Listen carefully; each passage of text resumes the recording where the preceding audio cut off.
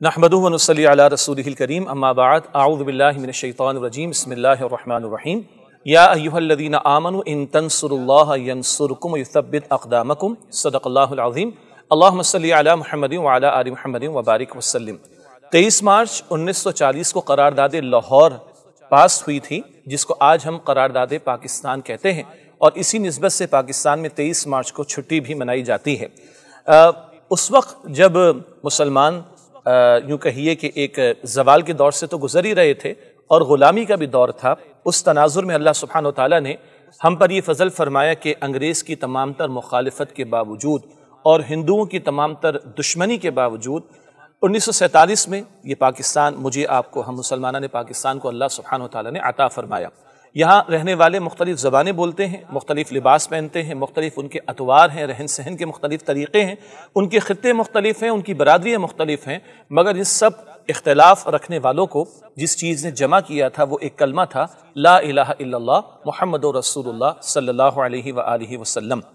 جب دنیا میں سیکولرزم کا ڈنکا بج رہا تھا، اس قوم نے یہ طے کیا کہ نہیں، حاکمیت بندوں کے لیے نہیں، حاکمیت اللہ سبحانہ وتعالیٰ کے لیے ہے، اور ہم نے ایک خطہ رب العالمین سے اس وعدے پر مانگا تھا کہ اللہ تیری اور تیرے رسول صلی اللہ علیہ وسلم کی اطاعت کر سکیں گے۔ اس کلمے میں جان تھی اور ہمیشہ رہے گی، اور اس کلمے نے اس قوم کو متحد کیا، اور اللہ نے فضل فرمایا، اور انگریز کی تمام تر مخالفت اور اس کی غلامی کے باوجود اور ہندوؤں کی دشمنی کے باوجود یہ خطہ مجھے اور آپ کو عطا فرمایا۔ ہم نے 1949 میں بھی قرارداد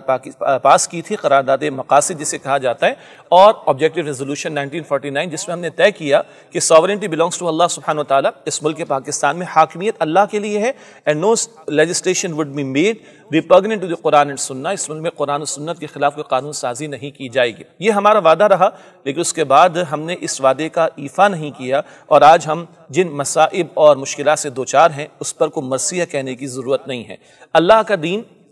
ایک کامل ضابطہ حیات ہے، اور وہ ہم سے تقاضا کرتا ہے کہ ادخلوا فی السلم کافہ، اسلام میں پورے کے پورے داخل ہو جاؤ۔ اس پورے کے پورے اسلام میں انفرادی زندگی بھی ہے، اجتماعی زندگی بھی ہے، معاشرت، معیشت، سیاست، عدالت، ریاست تک کے لیے رہنمائی موجود ہے، اور اسی مقصد کے لیے کہ پورے کے پورے دین پر عمل کیا جا سکے، یہ پاکستان ہم نے حاصل کیا تھا۔ آج اغیار کی دشمنی بھی ہے، اور بیرونی اندرونی مصائب اور مسائل کا بھی ہم شکار ہیں۔ واحد راستہ کیا ہے؟ جس وعدے پر اللہ سے ملک ہم نے حاصل کیا، اس وعدے کی تکمیل کی جائے۔ یہ ملک اسلام کے نام پر ہم نے لیا، اسلام ہی ہمیں زبان، رنگ، نسل، برادری، خطوں کے اختلافات سے بالاتر ہمیں جوڑنے والا کلمہ عطا کرتا ہے، نظام عطا کرتا ہے، نظریہ عطا کرتا ہے۔ 47 میں ہم نے پاکستان حاصل کیا، اس وقت ایک قوم کو ایک ملک کی تلاش تھی۔ آج ایک ملک تو موجود ہے، اس کو ایک قوم کی تلاش ہے جو اس کلمے کی بنیاد پر متحد ہو، جو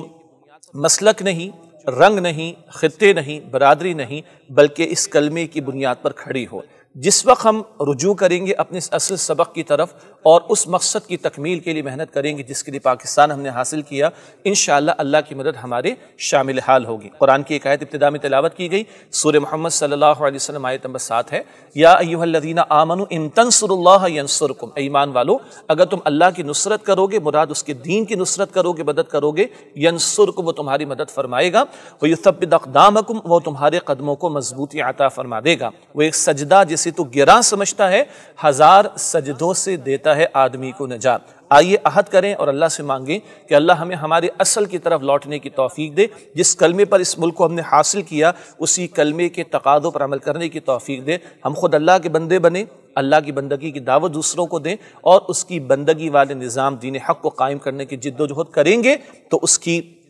رحمت آج بھی ہمارے شامل حال ہوگی، اور فرماتا ہے کہ وہ تمہاری مدد بھی فرمائے گا اور تمہارے قدموں کو مضبوطی بھی عطا فرمائے گا۔ اللہ مجھے آپ کو ہم سب کو اس کی توفیق عطا فرمائے، آمین یا رب العالمین، وآخر دعوانا ان الحمد للہ رب العالمین۔ السلام علیکم ورحمۃ اللہ وبرکاتہ۔